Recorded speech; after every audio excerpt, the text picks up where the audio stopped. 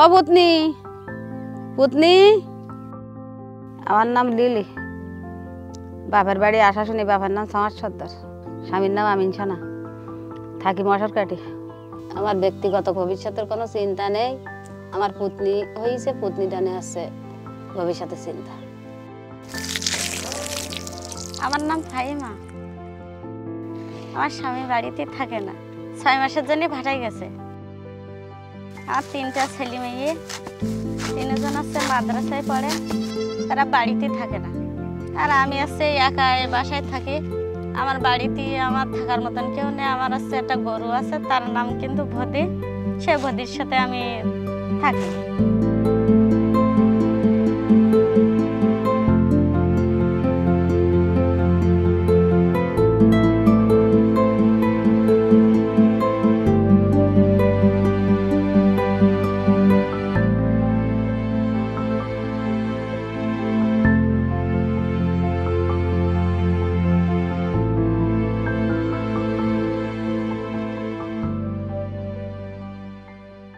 আমাদের বাড়ি ছিল কিন্তু বুড়োখারাটি, সেরকম কাজ কাম করার একটা পরিবেশ ছিল না ইনকাম করার জন্য। কিন্তু তখন আছে আমার বাড়িওয়ালা একটু উল্টো বুদ্ধি ছিল।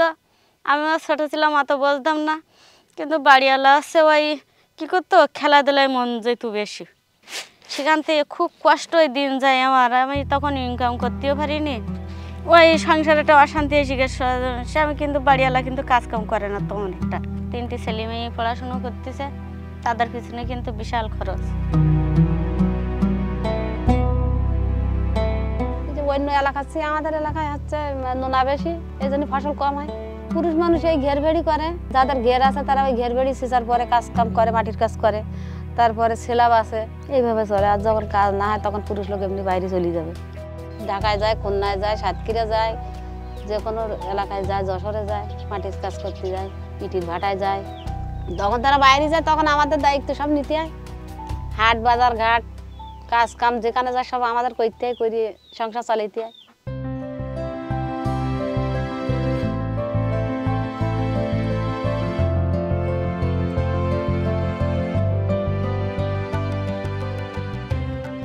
কাকা, আমি এই যে বিষ্ণুপুর ব্রাক অফিস আছে না, এখান থেকে এসেছি। আমার নাম হালিমা। আসসালামু আলাইকুম। ভালো আছেন আপনারা? আপনারা বলতে পারবেন যে কোন বাড়িতে বসলে 10-15 জন একটু একসাথে বসে কথা বলা যায়? জলিল গাজীর বাড়ি আছে। লিলি আপা বাড়িতে আছেন? বাইরে আসেন আপা। আসসালামু আলাইকুম। এ বাড়িতে থাকেন আপনি? এটা আপনার নিজের বাড়ি?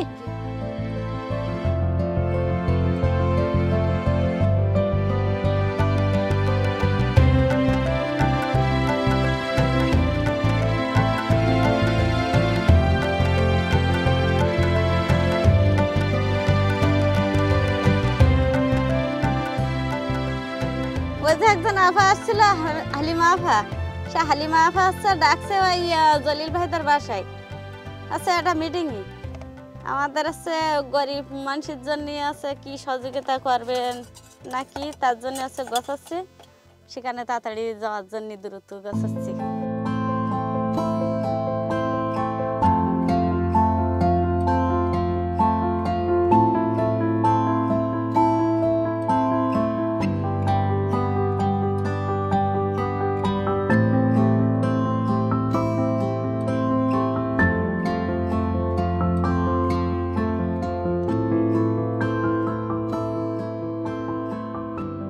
আমার নাম জিজ্ঞাসা করিল ফাহিমা। আমি কি কি কাজ কাম করি? হচ্ছে আমার স্বামী তো বাইরে কাজ কাম করে বেড়ায়।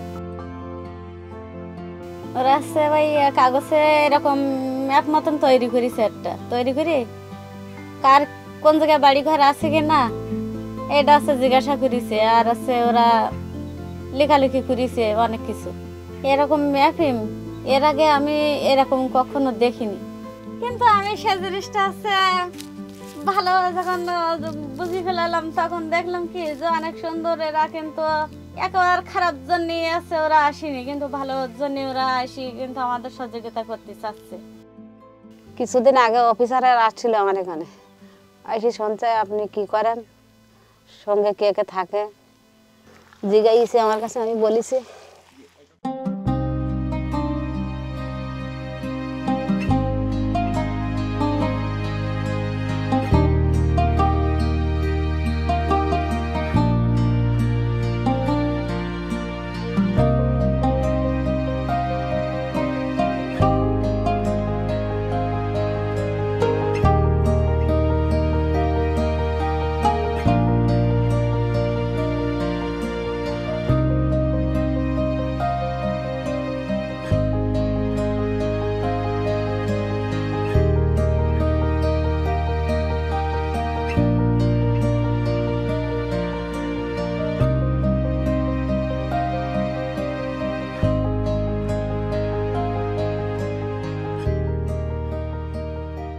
ওখান থেকে আমার একটা গরু দিয়েছে। এই যে অনেকে মানুষই বলে যে একটা অবলা পুষলে অবলার কিন্তু একটা নাম লাগে, যেরকম সন্তানের নাম দেওয়া লাগে গরু ছাগলের কিন্তু এরকম নাম দেওয়া লাগে। তাই কিন্তু আমার ওটা সন্তান ভেবে আমি একটা নাম দিছি ভদি। আমি ওর গোসল করাই খাওয়াই, ওর মানে কোনো দিক থেকে আমি কষ্ট দেই না। এবারে ভদির কিন্তু আমি সন্তানের মতন লালন পালন করি। ছেলে মেয়ে তিনজন যখন মাদ্রাসায় যায় তখন আমার প্রচুর একটা খারাপ লাগে। তখন আমি একা থাকি, তো এবারে ভদির সাথে সময় কাটাই, ভদির নিয়ে কিন্তু থাকি আমি।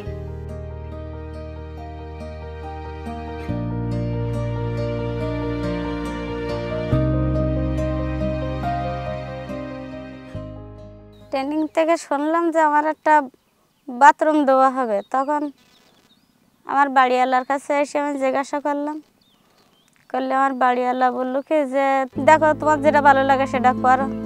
তাই বলতে আচ্ছা ঠিক আছে, তাহলে আমি একটা বাথরুম নেই। বলতে তোমার যেটা ভালো লাগে সেটা তুমি করো। তাই আমি ওই বাথরুমটা নিয়েছি আর কি। বাইরে ঘরে থাকে তো আমি যা বলি সেটা বাড়িওয়ালা শোনে, আর আমি যা করি সেটা বাড়িওয়ালা মেরি নেয়। আমার যে ছাগলগুলো দিল সেই ছাগলগুলো বাচ্চা দিয়েছে, দেওয়ার পরে বিক্রি করছি কইরে আমি আবার ছাগল কিনেছি। তাতে কিছু রেখে আমি পুতনির জন্য খেলনা কিনেছি, গাড়ি কিনেছি, পুতুল কিনেছি, বই কিনেছি, পুতনির জন্য সঞ্চয় জমা দিয়েছি।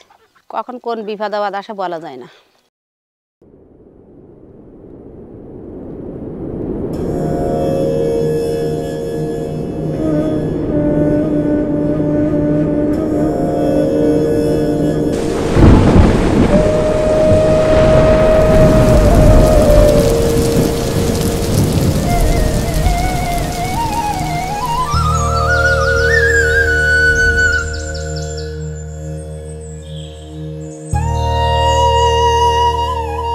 ছোটবেলার থেকে এত ঝড় আমরা দেখিনি, কিন্তু এখন দেখতেছি বেশি হয়েছে ঝড়টা। এত প্রচুর ঝড় বৃষ্টি হয়, আমাদের বেরোনোর কোনো লাইন নেই। আর আমাদের এই নদীর চারে বাড়ি, তো আমার বিশাল সমস্যা। এই নদীর রাস্তা যখন ভেঙে যায় তখন একদম মনে হয় যেন সব সাগরের মতন হয়ে গেছে। এবারে আসার পরে আমি একটা আমফান ঝড়ের আঘাত পাইছি। সে আমফান ঝড়ে কিন্তু আমার বারান্দা চাল কিন্তু ভেঙে আমার ঘরের দরজার গায়ে যখন মেরে দিল, তখন কিন্তু আমাদের এই নদী ভেঙে আমাদের ভিতরে পানি ঢুকেছে। বারান্দায় যখন বেরোতেছি তখন দেখি যে আমার বারান্দায় এই পর্যন্ত পানি উঠে গে। তখন এবার আস্তে আস্তে করে আমার ঘরের ভিতরে পানি উঠে গে। বেলা 12টার দিকে পানি নেমে যাওয়ার পরে তখন আমরা এই জাগা বাসার জেগে গে। ওই বেড়াঘাট থেকে 24,500 টাকা দিল, আর আমি কিছু জমা করিলাম, করি ওই তাই দিয়ে কিন্তু ঘর দরজা করেছি।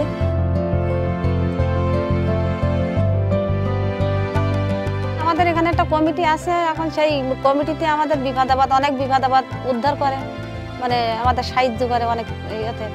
আমার ওই পুতনির টিকা দেবো বলে যা আছে আমি ওসমান কাকার কাছে ফোন দিছি, দিয়ে জানলাম যে কোথায় টিকাটা দিতে যেতে হবে। তা বললো যে অমুক জায়গায় যেতে হবে। আমি সেইখানে পুতনি নিজেই টিকাটা নিয়ে আসি।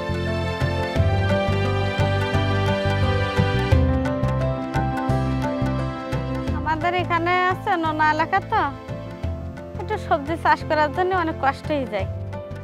তা আমাদের যে প্রিয় আপা একটা কৌশলী বলে দিল যে বস্তার ভিতরে ওই মিষ্টি মাটি দিয়ে কলের থেকে পানি এনে গাছ লাগাতে বলিল। তা সবজি গাছ লাগাই, ও বিভিন্ন রকমের এই তো অনেকগুলো গাছ লাগাইছি। আর এই যে একটা ডালিম ফল গাছ লাগাইছি, এই যে একটা ফল হয়েছে, ফলটা কিন্তু সুন্দর হয়েছে।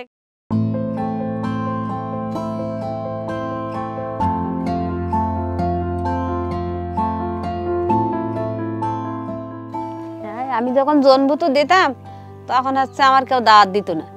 জন্মভূত দেওয়ার পরে যখন দেখলো যে ও যে একটু লাইনে দাঁড়াই গেছে, তারপরে আমার সাদর বিশ্বাস দাওয়াত দিল, আমারও দিল, আমার পুতনিরও দিল। দেওয়ার পরে দুই বোনই দাওয়াতে গেলাম, তাদের জন্য একটা উপহার গেলাম, যাই দাওয়াত খেয়ে দুই বোনই চলে আসলাম।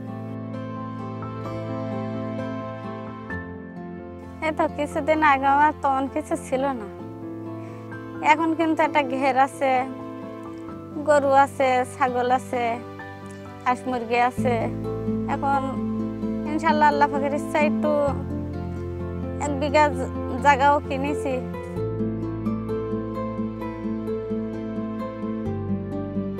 প্রথমে ছাগল দিয়ে শুরু করিলাম, এখন মনে করেন হাঁস আছে, মুরগি আছে, টাকাও আছে কিছু, একবারে খারাপ নেই, আগের চেয়ে উন্নতি হয়েছে। সবকিছু আমার পুতনির জন্য আমি করে থইছি। আমাদের বাড়ি কিন্তু অনেক লোকজন আসে বেড়াতে, আমিও লোকজনের বাসায় যাই বেড়াতে, কিন্তু আমরা যখন এক জায়গায় হই তখন আমরা অনেক কিছু গল্প করি। আমাদের গল্প সীমা থাকে না, সেদিন আমাদের রান্না খাওয়াও চলে না মনে হয়, এরকম আমরা গল্প করি।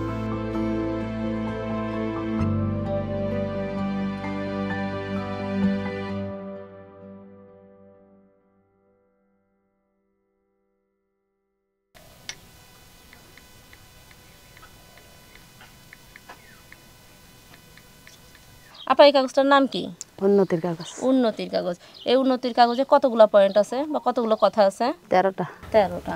আসলে আমরা দেখি এই 13টার ভিতর আপনার কয়টা অর্জন হয়েছে। ঠিক আছে, এখানে 1 নম্বরে আছে পরিবারে 3 ধরনের উৎপাদনশীল সম্পদ আছে কিনা। মানে উৎপাদনশীল সম্পদ বলতে কি বোঝেন আপনি? এই মনে করেন আয় উন্নতির ইনকাম করে আমরা, যা থেকে আপনাদের আয় ইনকাম হয়, হ্যাঁ সেটা হচ্ছে উৎপাদনশীল সম্পদ। আচ্ছা, এরকম সম্পদ আপনার বাড়িতে কয়টা আছে? ছাগল আছে, হাঁস আছে, ঘের আছে। ছেলে মেয়ের পড়াশোনা, বাড়িতে কোনো কিছু কেনা বেচা করা, বিয়ে শাদী, এসব ক্ষেত্রে আপনার সিদ্ধান্ত মানে আপনার মতামতটা কি বাড়িতে প্রাধান্য দেয়? কেনা বেচা করতে গেলে এই যে মাছ শাক ঘেরে ছেড়ে দেওয়া, বেচা কেনা আছে ভাইয়ের কাছে, আমিও বলি, ভাইও কিন্তু আমার সাথে বলে, কিন্তু আমার কথাও ভাই শোনে। এই দেখেন এখানে 13টা পয়েন্ট আছে, এই 13টা পয়েন্টে সবগুলো আপনার টিক পড়ে গেছে। তার মানে কি আপনি আগের থেকে এখন একটু উন্নতিতে চলে আসছেন, মানে আপনি গ্রাজুয়েশন হয়ে গেছে আপনার। ভালো লাগছে আপনার? ভালোই লাগছে, হ্যাঁ খুশি।